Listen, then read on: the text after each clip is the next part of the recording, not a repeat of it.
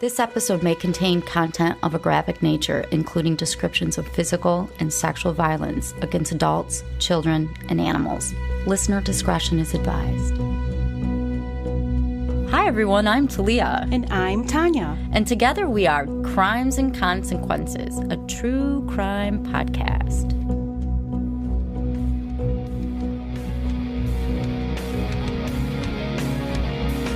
Hi, everybody. Welcome back to Crimes and Consequences. We have a really exciting episode for you today. I am Talia, and sitting next to me is my lovely host, Tonya. Hi, everyone. How are you? I am doing great. Oh, that's splendid. I'm glad.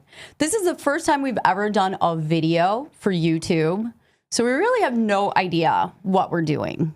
Right. And we're going to have probably a lot of new people watching us. And I'm going to warn everyone that I laugh when I'm uncomfortable. And I make really strange faces. So just letting you know. Quick background. We're two lawyers. We love true crime. We like to swear. And I think that's about it. It's a good rundown. So I'm really excited to share this story with you this week. It is a story about 18-year-old Kimberly Proctor, who was brutalized for hours and eventually murdered by two of her friends. Her parents, Fred and Lucy Proctor, they want you to know exactly what happened to their daughter so that the two monsters that did this to her never get released. In a quote from Fred, he said, "However horrific the details, they should be broadcast loudly so that perhaps the bleeding hearts of this country can be silenced and the actual victims of a crime can be heard."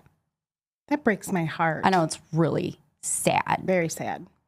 So for the information on this case, I read 510 pages of various transcripts. Some of them were teenage messages back and forth. And do you know what it's like to read hundreds of pages of teenagers' text messages? I mean, I have a teenage daughter. I know you do too. But thankfully, I haven't had to read thousands of pages of it or hundreds. Yeah. Teenagers. Yeah. Anyway, I was one, so I can insult them. I'm going to give you a little background on Kimberly Proctor. She was a New Year's baby born on January 1st in 1992. She grew up in a middle-class neighborhood in the town of Langford, which is a suburb of Victoria in British Columbia, Canada. Never been. Me either, but I heard it's lovely. Sounds lovely. Her father, Fred, he was a diesel mechanic, and her mom, Lucy, worked as a manager at Walmart. She also had an older brother. His name was Bob. Now, high school was hard for Kim. I mean, high school's a bitch, right? Oh, I hated high school. I hated high school. Hated it. Absolutely. It was really hard for her because she suffered from ADD and she had a lot of anxiety and she really felt bullied. Like the bullying took its toll on her. And she didn't like to take her ADHD medicine because she felt like it made her into a zombie. It dulled her. I've heard that, right? Yeah, and like I said, the kids at school were bullying her. So she talked to her parents, and they agreed it would be best to pull her out of a regular high school and to enroll her in an alternative school called Pacific Secondary. And this was sometime in 2009. Pacific Secondary Alternative Education Program, it's for troubled teens or teens that need more specialized attention. And for those that haven't listened to our podcast before, I've told you, Tonya, that I went to an alternative ed. I had my reasons. I ended up going to law school, too. It turned out just fine. I mean, there's just reasons why people go to alternative high schools. Not necessarily bad ones. Not necessarily bad, just issues. Right. But, I'm not going to lie. There were a lot of, kids that had been to rehab, pregnant girls, blah, blah, blah. But at the beginning of school, Kim met a group. I mean, there's always cliques, right? There's always cliques in high school. So she starts hanging out with this group of kids, and she meets a boy named Zach. She really likes Zach, and she's dating Zach for a few months. But eventually, Kimberly and Zach, they broke up, and she began texting other people. Now, again, this is an MSN Messenger. I don't know if it's called texting. Like, is that texting? MSN? Private messaging? Something like that. Okay, well, sounds good. Messaging. She began messaging another boy in their clique, and his name was Cruz Wellwood. And let me tell you about Cruz Wellwood. I can't wait. 16-year-old Cruz lived with his mother, Nadine, in a bungalow on Happy Valley Road in Langford, which, again, it's by Victoria. He began displaying problematic behaviors by the time he was in third grade. Third grade? Third grade. Wow. He was described as defiant, and he was considered potentially gifted, but rude, arrogant, and he had a superior attitude. That is quite the combo. Well, let me tell you why in third grade he started turning into a little asshole. Cruz's father, his name was Robert Dezwaan. I think that's how you pronounce it. And he was far from Father of the Year. When Cruz was only 7, his dad was arrested for the rape and murder of a First Nations girl named Cherish Oppenheimer. I'm going to give you a little background on what happened to Cherish and finding out what Cruz's dad does to not only Cherish, but other women.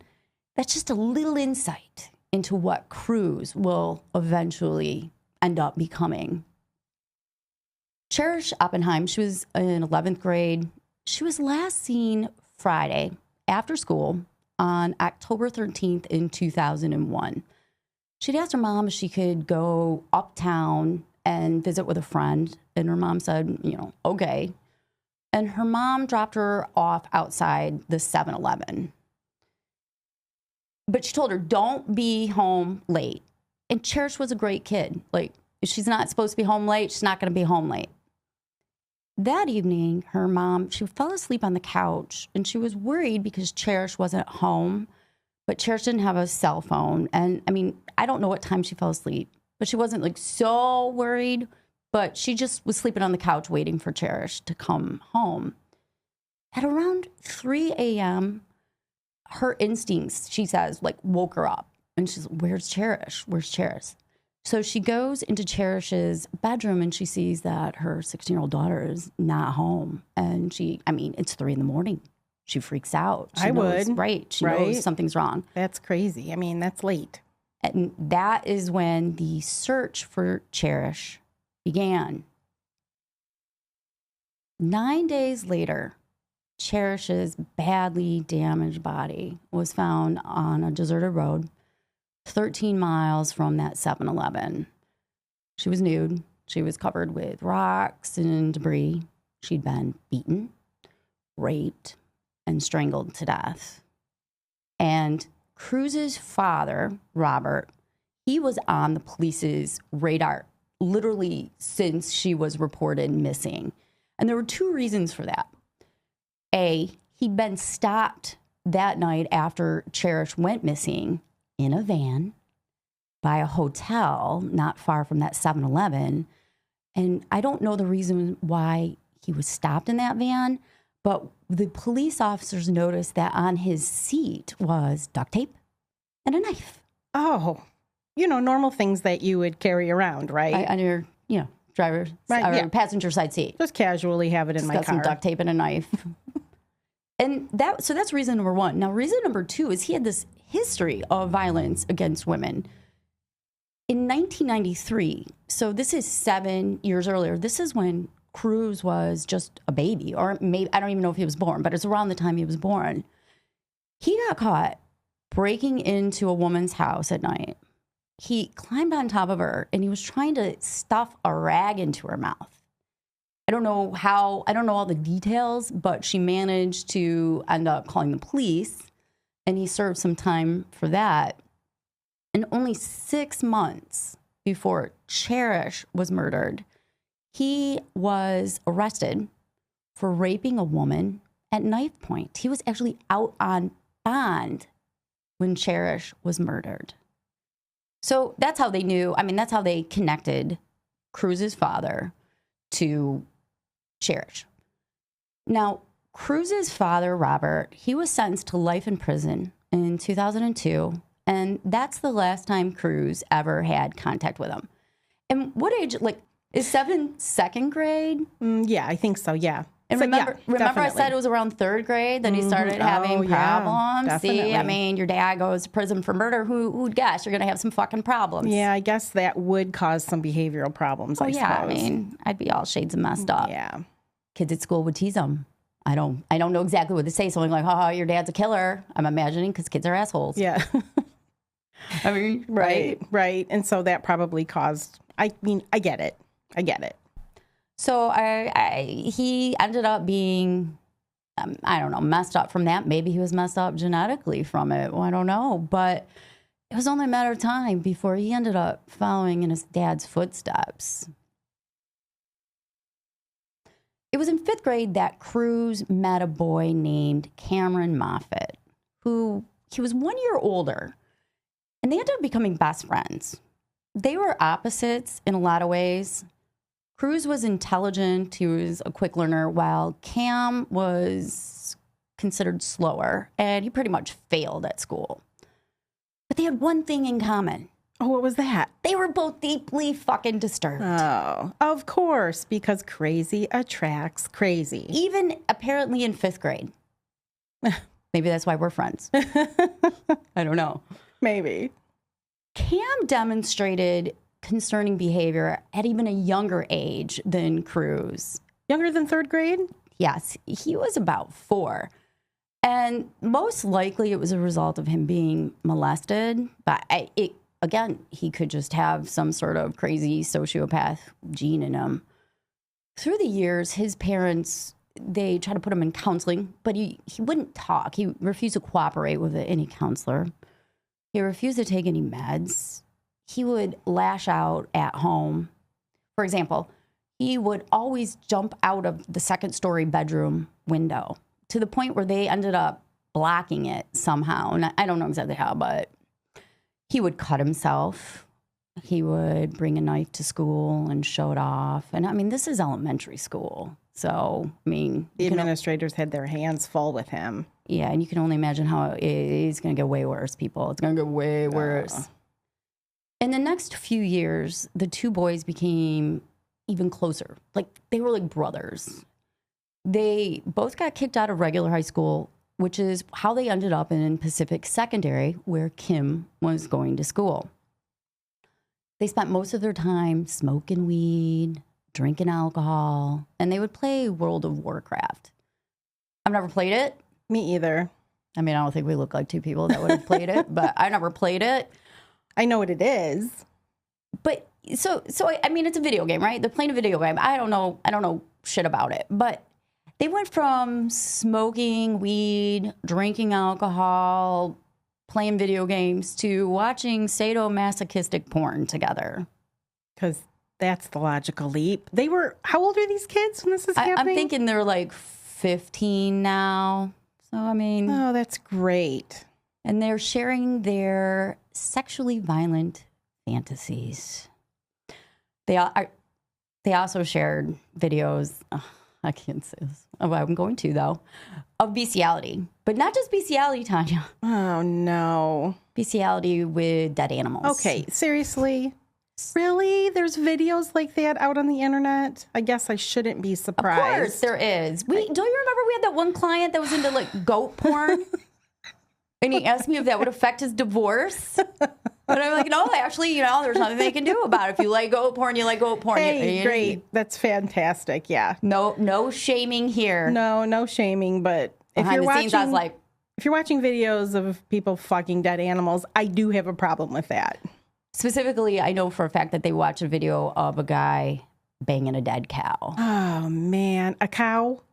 Like, if I said dog, would you be like, No. oh, okay, that makes sense? Like, you're like a cow. A cow. Like, what animal's okay? There's no animal that's okay. Not at all. Okay, great. Oh, my God. Okay. They set fires. And Of course. Right. And they got into fights, physical fights with each other and with other people at school. For example, I know one of the two boys took some bike chain and bashed it over the head of another boy at school cut in his face. And Pacific Secondary deemed them to be high-risk students, I would say. To put it mildly. In February of 2009, Cruz had this WordPress blog. You know, WordPress blogs. Yep, I had one. Me too. One of his posts was titled, Early Warning Signs of a Serial Killer. Oh. In it, he went on to describe the key traits of serial killers, which, I mean, you know what they are. We've talked about them a ton. He talked about animal abuse, fascination with fire, abandonment by a father, and intense interest in sadomasochistic porn. And this is a quote from him. The peculiar thing is I meet all 14 criteria. Apparently, though, meeting all criteria makes it unlikely for the subject to be a serial killer. I suppose only time will tell, end quote. Yeah, you know, maybe I'll wake up tomorrow and be a serial killer, and maybe not. You know, who knows? There are two paths. Who knows which one I'll take? Really, if you meet all 14, you're probably not a serial killer, because I would think the higher score you got, right, the higher propensity to be a serial killer. But okay. Let's see. I like to torture animals, start fires, sadomasochistic porn. I don't even know all of them, but if I have all these horrible traits, I'm probably not going to hurt anybody. Mm-hmm. I don't think so. Sure. In the summer of 2009, Cruz was hospitalized for alcohol poisoning, but that didn't stop him from continuing to drink. And he even experimented with sniffing gas, doing something with gas. I don't know what these kids do these days.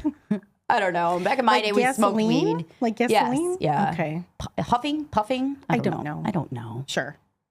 Only a few months later, actually, it was around this time. It was around the time that he got alcohol poisoning.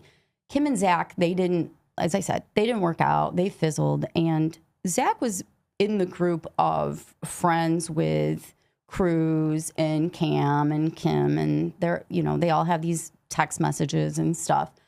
So Kim is, I don't know, pouring her heart out to Cruz because Zach dumped her. And she ends up going out on a date with Cruz.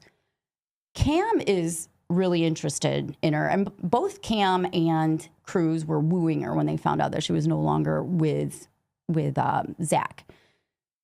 Cam was actually more crude with her. For example, he would text her things like, "Can I see your tits?" Charming. Kim wasn't interested in him, and like I said, she was a little bit interested in Cruz, but I think it was more of a rebound thing. I know they met up once. They might have met up twice. But eventually she texted Cruz and said, it's not fair that I lead you on. I really like Zach still, and I'm hoping we'll get back together. Something along those lines. Trying to let him down easy, right? Yeah. That dumping of Cruz via text, I think, and I mean, I don't know, but I think that was the catalyst that eventually led to Kim being chosen as their first victim. Cruz and Cam's already dark life, it was getting even more sinister than what I described to you. Like, really? More than what you told me earlier? With a cow? Yeah, even more. They began drinking blood and, quote, other bodily fluids. Were they drinking their own blood? Each other's blood? I don't know whose blood. Doesn't matter. What's this bodily fluid? I want to know. Well, there's how many options are there for bodily fluid? I know, not very many. You can't really drink snot. Are they drinking sweat? Urine? It's gotta be urine, right? Urine? I don't know why I didn't say urine. Anyway. I don't know. Cam ended up changing his MSN name to Necrophile Experience. That's lovely. Yeah. And they began watching snuff videos. How do you even find a snuff video? I don't know. Please don't comment in the comments. I don't want to know. It's a rhetorical question. Yeah, it's a rhetorical question. I mean, come on, really? That's really... Fucking kids are nuts. That's really bad. Yeah, that's pretty dark. And they would write each other in World of Warcraft about their desires for bondage rape and torture. So they were chatting with each other in the video game? Yes. Yes. Yeah. And their messages to Kim became more aggressive. I mean, they got really mean to Kim. I'll give you some examples. Cam told her that he was going to have a party and she was on his VIP list. When she asked, where's the party at? He said, it's in my pants. Of course he did. Fucking asshole. God, I hate these kids. It gets even grosser. Kim asked if there was going to be candy and music there. I mean, she's trying to make light of this. And Cam told her there would be a really big, hard candy with a soft, creamy part if you pick and suck it enough. Oh, that's lovely. What the fuck is that? No. She's probably like, she's probably how do you respond? Yeah, how do you respond? I, as a grown woman, don't know how to respond. LOL. It's just so stupid. He continues pressing her about wanting his lollipop. And as she continues to rebuff him, he tells her that she needs to show her tits to the web camera or he's going to tell Zach, who she still likes, that she has been texting him that she wants his hard candy. And he's really aggressive in these texts. And at one point she says, you're scaring me. According to the Messenger transcripts, he wrote, quote, this is blackmail. You will do what I want or I will show him. Do you understand? Do you understand? Answer the fucking question. I want to see your fucking tits on the webcam. Wow. She doesn't do it. Oh, thank God. I like how he's like, this is blackmail. Like, no shit. Well, but she's like, I didn't say anything. And he's like, oh, and he keeps like he's like gaslighting her, trying to convince her that she did. And he's going to turn it around or whatever. And she could just show Zach the whole thing where he says, I'm blackmailing you. It doesn't make any sense. These kids are stupid. At the same time, she's also messaging Cruz, and he chimes in that he has a lollipop too. Okay. Teen boys, man. I tell you. Oh, great. She tries to change the subject, and she tells him that her pet rabbit died last night. And Kim is a huge animal fan. I mean, that's one of the things about her. She was hoping to volunteer at some sort of animal rescue something in the summer after she graduated. And so she says, oh, my rabbit died last night. Cam writes back, quote, you're going to die next, end quote. Wow. Then they write a whole bunch of mean things like, you killed your rabbit, you didn't care about your rabbit. And she's asked them, why are you picking on me? Cruz responds that he doesn't care enough about her to even pick on her. If he did, she would have already killed herself by now. Wow. Eventually, I thought he liked her. Well, that's because she dumped him. Yeah. So now he doesn't like her, and he's crazy. Right. I mean, he's a psycho, right? He's a psycho. Right. Kim and Cam and Cruz, they eventually quit messaging. I mean, I don't know. It goes like for 8 weeks and they don't message. Then randomly on the afternoon of, I think it was March 17th, Kim gets this message from Cruz and he's asking her, what do you do tomorrow? He says he's bored and he just wants someone to chill with. Plus he wants to apologize to her. She writes back, quote, this is sudden and I can't help but wonder why. Yeah, don't fall for it, girl. He says, I feel you deserve an explanation. She says, I gotta say, when I saw your text, I was shocked and confused. Then he calls her on the phone and the two are talking. He says, hey, do you want to meet? Let's meet in person. I really want to apologize to you in person. We can talk about things and smoke some weed. And he says, let's go. I'll pick you up. I'll meet you at the bus stop by my house, and then we'll go to my house. And he knew his mom would be out of town. Now, unbeknownst to her, he had patched Cam in a three-way call. So Cam is listening. But while Cam is listening silently, the two boys are messaging each other on MSN, and they're discussing all the things they plan to do to Kim the next day. Cruz writes, quote, LOL, this is so funny. Let's jam a funnel in her. Pour it with water. When you're done, pour Drano in her. Drano. Drano. Oh, man.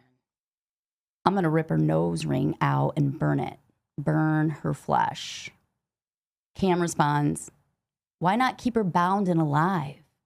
Cruz says, that's what I'm going to do, but I need to get her stoned first and possibly seduce her.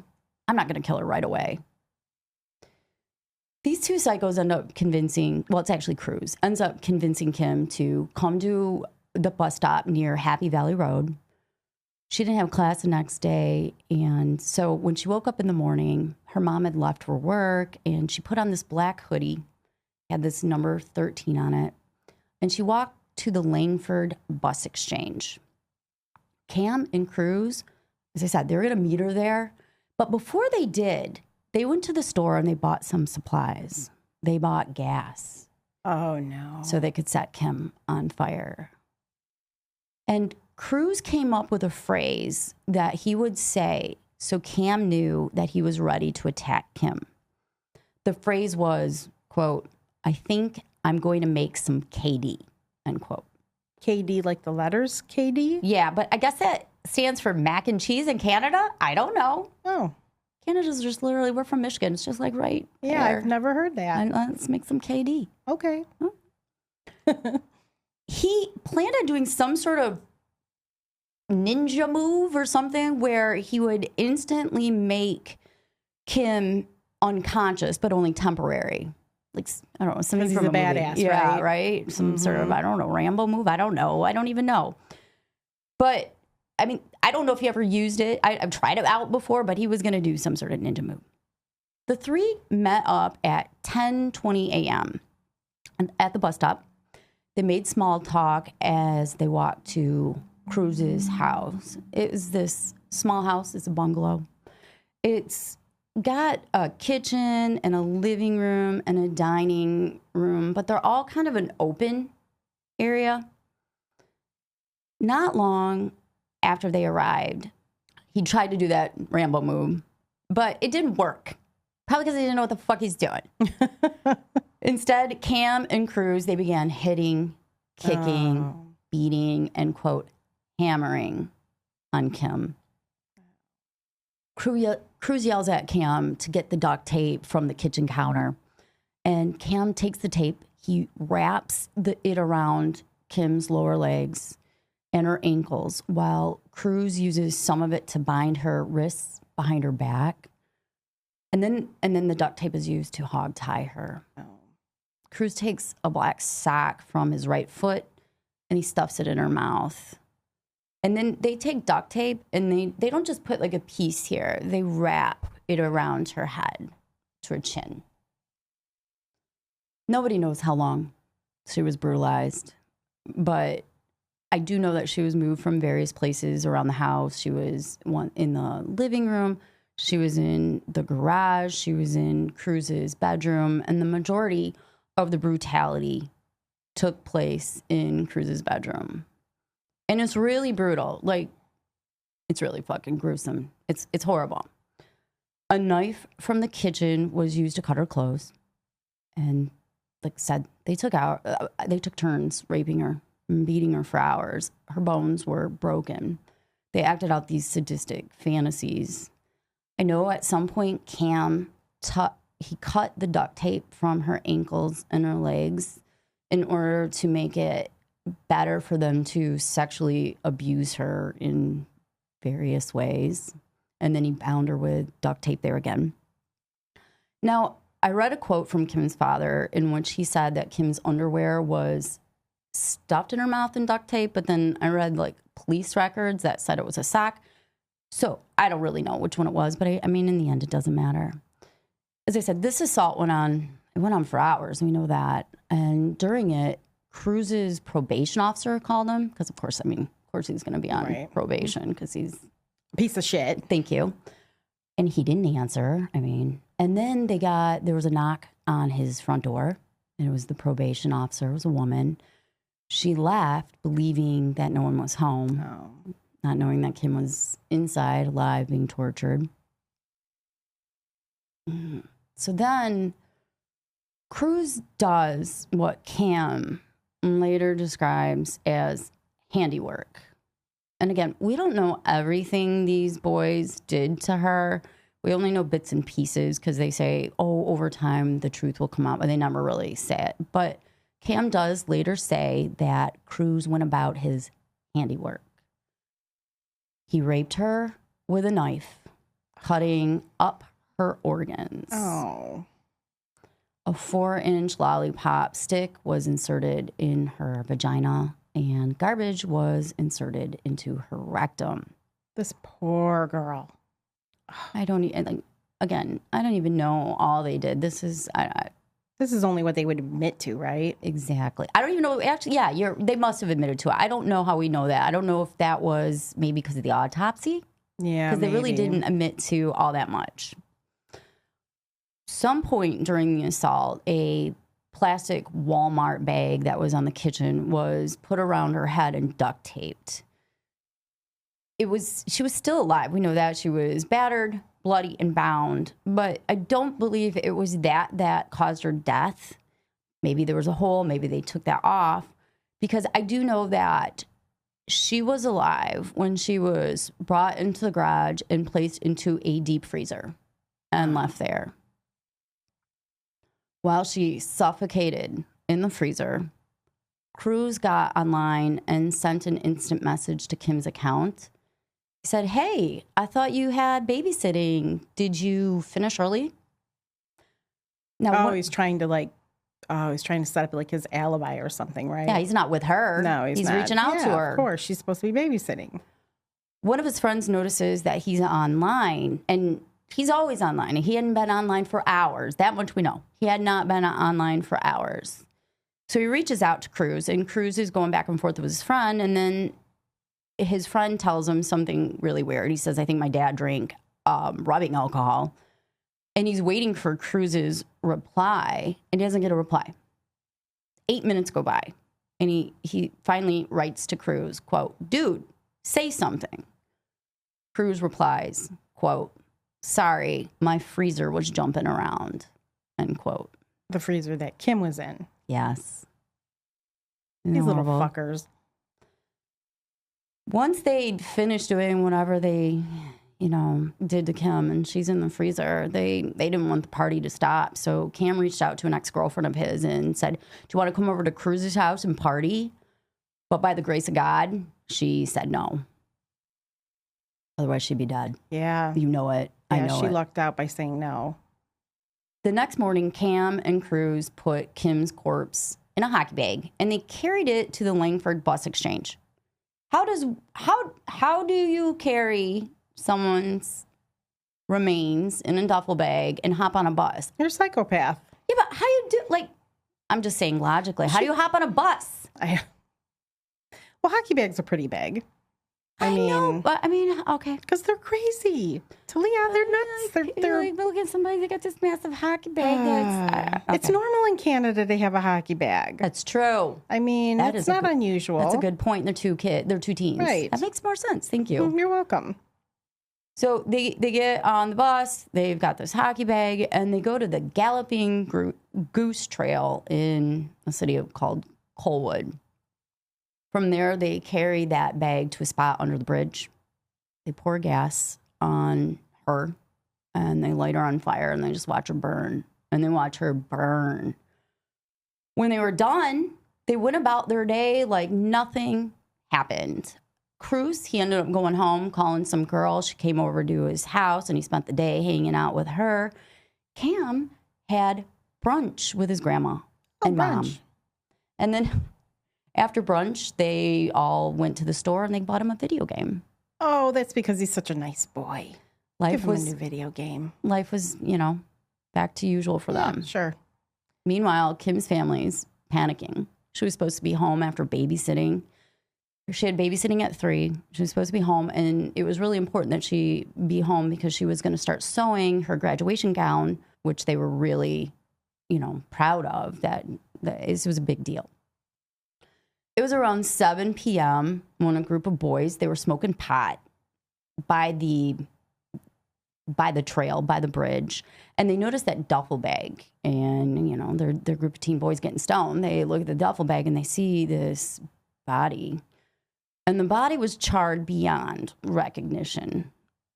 It would take 3 days before dental records would confirm that that was the body of 18-year-old Kimberly Proctor. Most of the evidence of Kim's suffering was destroyed, the bruises and the cuts, but there were broken bones, and they remained.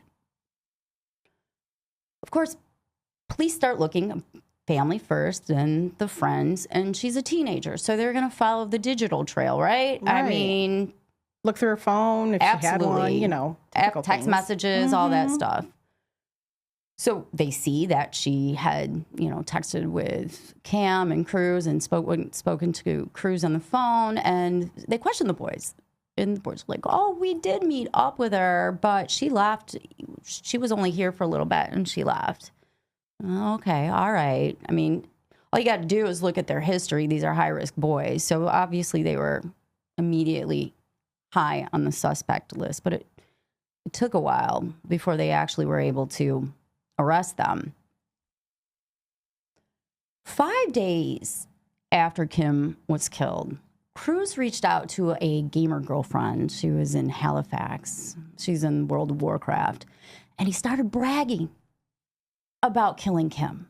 Really? Who does that? Like, what makes him look cool? To a girl? Something? Yeah, to a girl he likes? Yeah, right? Hey, look what I do to, like, what is that? That's ridiculous. I would think, oh, I'd be next. Right? Exactly.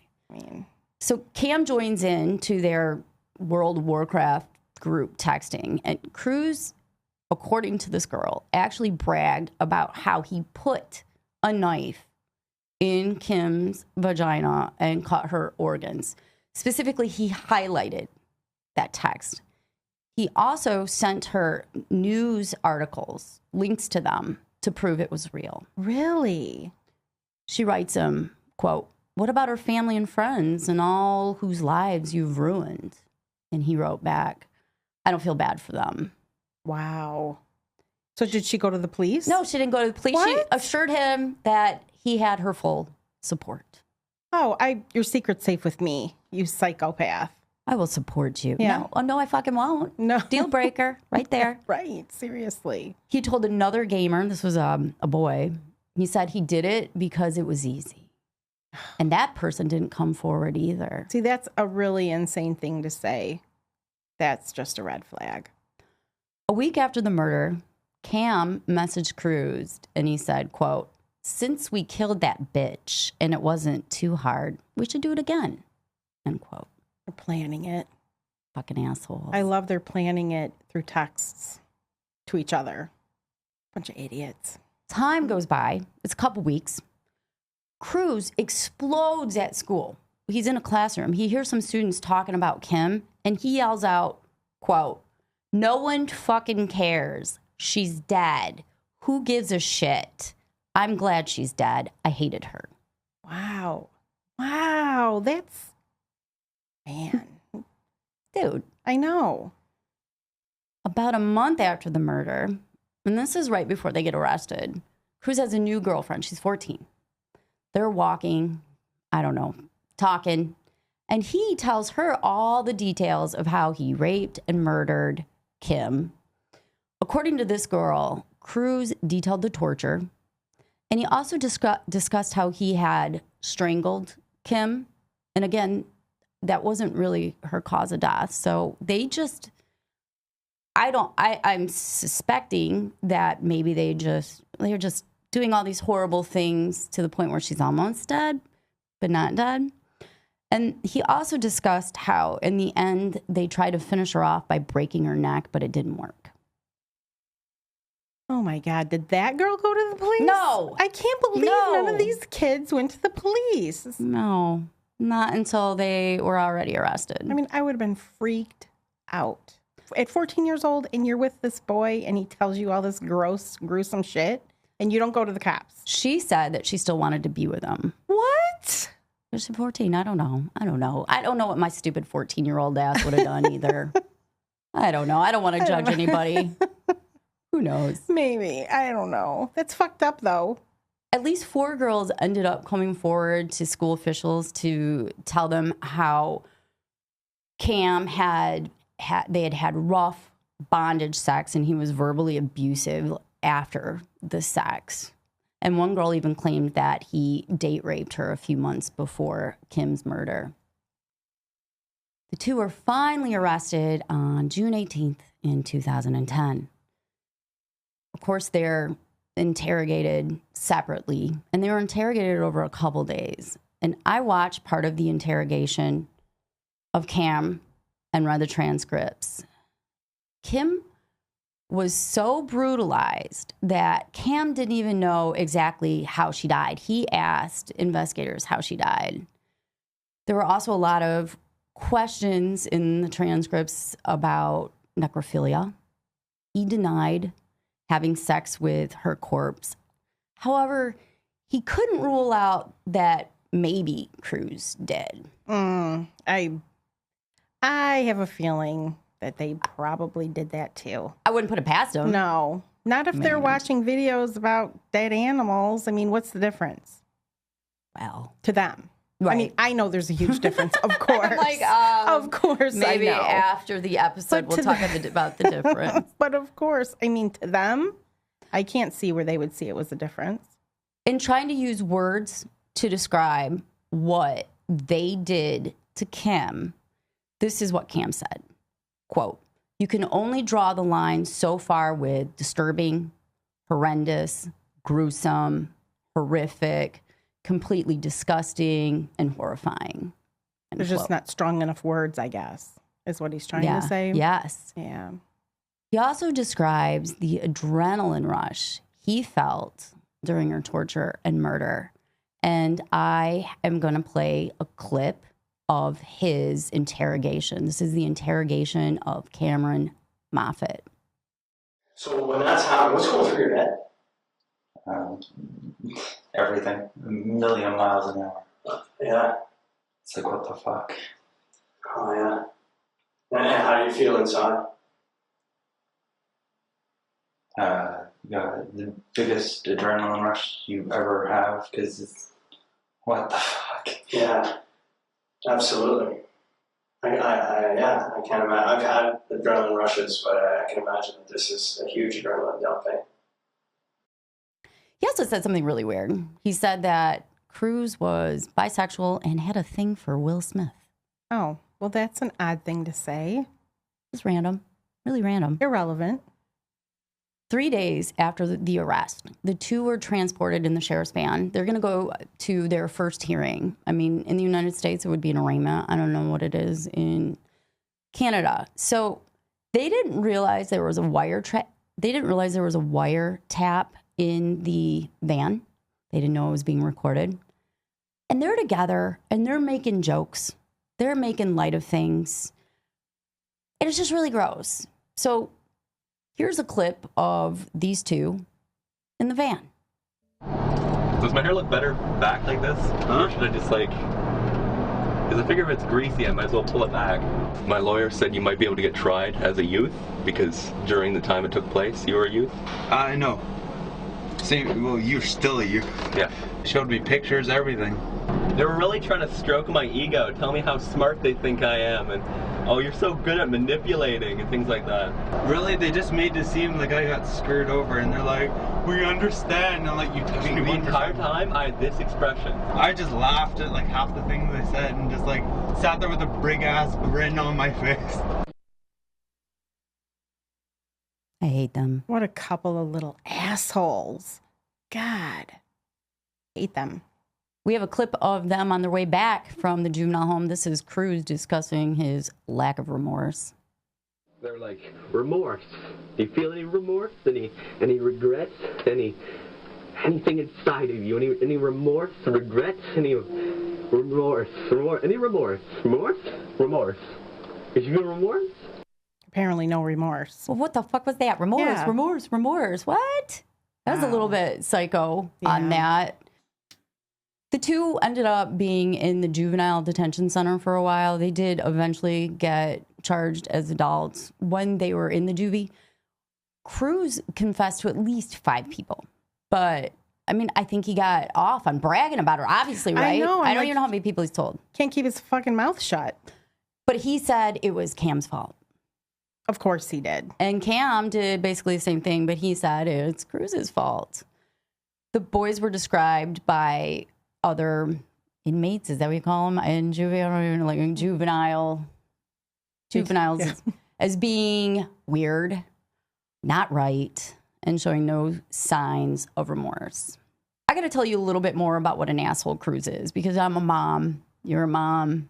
I got teenagers, and they recorded him talking to his mom while he was in the juvenile home. Her name is Nadine. And during the calls, he just berates her so much.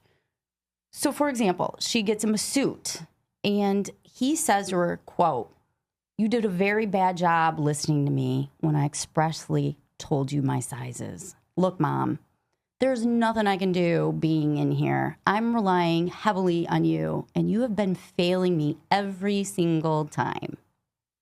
She's lucky he didn't. He's lucky she didn't bring him a clown suit, because that's what I would have done. His stupid little ass. What the fuck? Hello, you're a little disappointing to me. You're in juvie for murder killing and rape. Yeah. In another recorded conversation, she tells him, "I think you should plead guilty."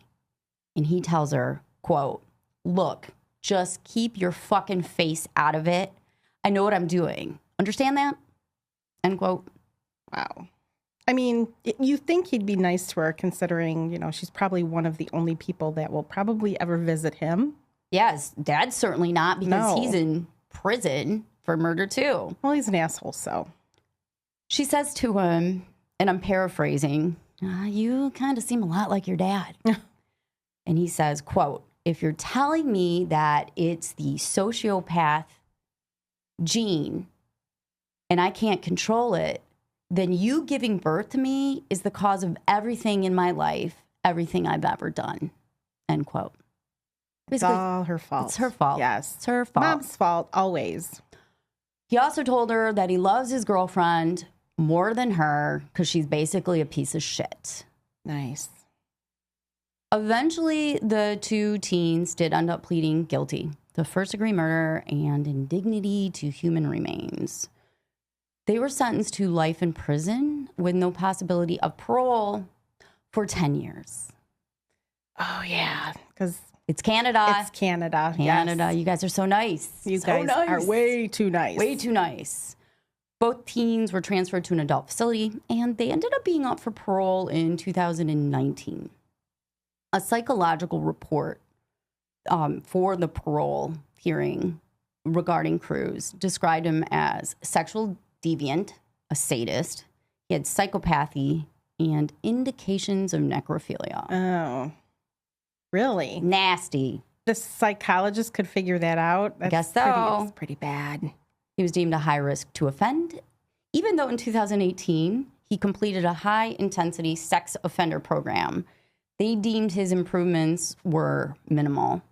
He displayed violent behavior in jail. I mean, he was basically a little asshole. Mm-hmm. He would punch doors, punch himself, scream, pace back and forth with his fists clenched, and pull his hair out.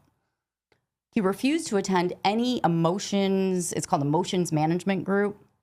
He said he didn't want to listen to other people's problems. I mean, Yeah, I get I it. kind of understand I that. get it. but- We have to do that every day Yeah. with our job. It's a little bit annoying, but I mean, still, if I was him, I'd be doing fucking everything, I'd be kissing right? some serious ass. Mm-hmm. He was deemed an undue risk to the public safety and denied parole.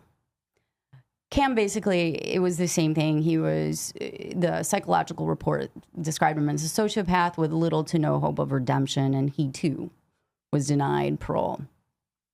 Meanwhile, Kim's parents, Fred and Lucy, they've been beside themselves with anger at the Canadian justice system. They feel like these guys shouldn't, get, any chance of parole. I mean, Right. they get out. I don't want to go to Canada. Right. It is 45 minutes from us, and I don't want to go there if they're loose.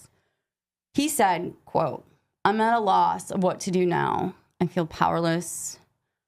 I feel betrayed by the system. they've been trying to pass what's called the Safe Care Act, also known as Kimberly's Law. It has not been successful. But that law would force at-risk kids that have a history of violence, mental illness, or addiction, and it would force them into treatment, some sort of therapy to, try to prevent, more violent behavior. Cameron and Cruz will be up for parole again in 5 years. Lovely. Wow. Lovely. Kim forever remains in the ground. So. Wow, Talia, that was an incredibly sad story. That was a pisser. That was a pisser for sure. And my heart goes out to her family. I mean, I can't even imagine experiencing that as a parent. No. It's horrific. No.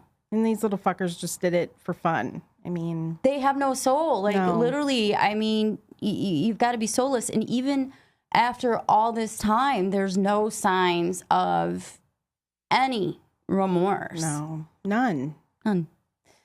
Well, thank you for that story today. Thank you. Thank you for that story today. Yes, absolutely.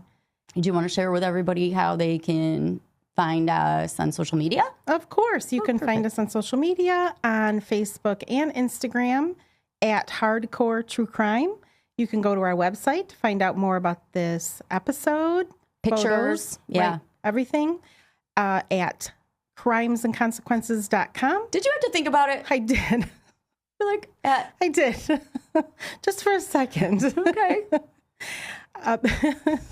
We have merch on our website. If you'd like to find out more information about becoming a Patreon member or subscribing through Apple where you get bonus episodes, you can find out more information on our website or go to patreon.com/TNTcrimes.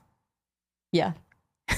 And I'd like to give a special thank you to Speakeasy Podcast Network. Yes. That's where we're filming today. Yes. Very first time ever filming. I know, it's exciting. And if you guys want to write really nasty things and try to hurt us, you're just wasting your time. There's nothing you're going to say that could possibly surprise us. Please, we're lawyers. Yeah. I have no soul. Anything else? No, I think that's everything, Talia. So until our next episode, don't kill each other. Bye. Bye.